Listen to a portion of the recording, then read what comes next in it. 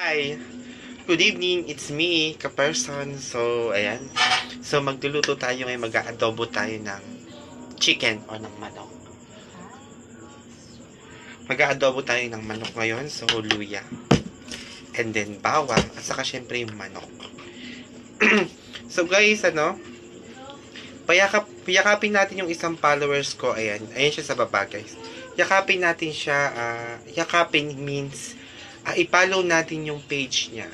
Ganyan talaga pag vlogger ka, dapat lagi tayong nagtutulungan. Walang kailangan lagi tayong nagtutulungan sa mga ginagawa.